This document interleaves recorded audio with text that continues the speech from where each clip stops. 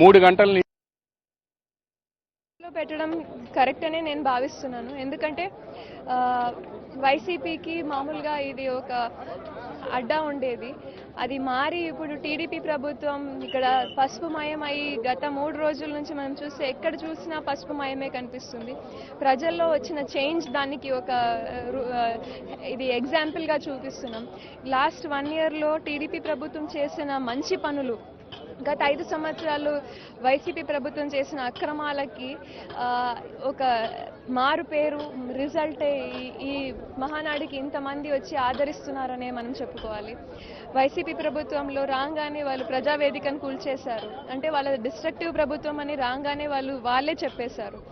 అక్కడి నుంచి తీసుకుంటూ పోతే ప్రతి స్కీమ్ని ఒక స్కామ్గా మార్చేసింది. మనం ప్రతి ఒక్క రోజు చూస్తూనే ఉన్నాం. లిక్కర్ స్కామ్ తీసుకోండి, ల్యాండ్ మాఫియా తీసుకోండి, ల్యాండ్ టైటిలింగ్ యాక్ట్ తీసుకోండి, ఏ స్కీమ్నైనా స్కామ్గా మార్చి ప్రతి డిపార్ట్మెంట్ని నిర్వీర్యం చేసి పెట్టిన వైసీపీ ప్రభుత్వం ఒక పక్కన పెడితే, వచ్చి రాగానే 3000 పెన్షన్ని 4000 పెన్షన్గా మార్చడం కానివ్వండి, దీపం పథకం మహిళలకి ఇవ్వడం కానివ్వండి, రాబోయే రోజుల్లో మహిళలకి ఫ్రీ బస్సు ఇవ్వడం కానివ్వండి, తల్లికి వందనం పేరుతో పిల్లలకి చదువుకోవడానికి అమౌంట్ ఇవ్వడం కానివ్వండి, ఇవన్నీ టీడీపీ ప్రభుత్వం చేస్తున్న పాజిటివ్స్ అని చెప్పుకోవాలి. ప్రజలకి తెలుసు ఏది రైట్ అండ్ ఏది రాంగ్.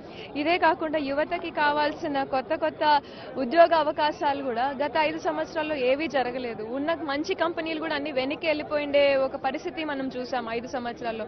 అమరావతి మనం ఒక పిల్లలకు కూడా ఒక రాజధాని ఏది అని చెప్పుకోలేని పరిస్థితి నుంచి ఇప్పుడు మళ్ళీ 1500 కోట్ల సెంటర్ నుంచి తీసుకురాగలిగాము. మోదీ గారే వచ్చి దాన్ని మళ్ళీ స్టార్ట్ చేశారంటే అంతకంటే గొప్ప అవకాశం మనకి చంద్రబాబు నాయుడు గారి విజన్ అక్కడే తెలుస్తుంది.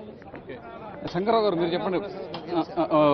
ప్రధానంగా చూస్తే కనుక ఏదైతే చంద్రబాబు గారు వరుసగా 12వసారి మొత్తం కూడా అధినేతగా ఎన్నుకోవడం జరిగింది, ఎలా చూస్తారు?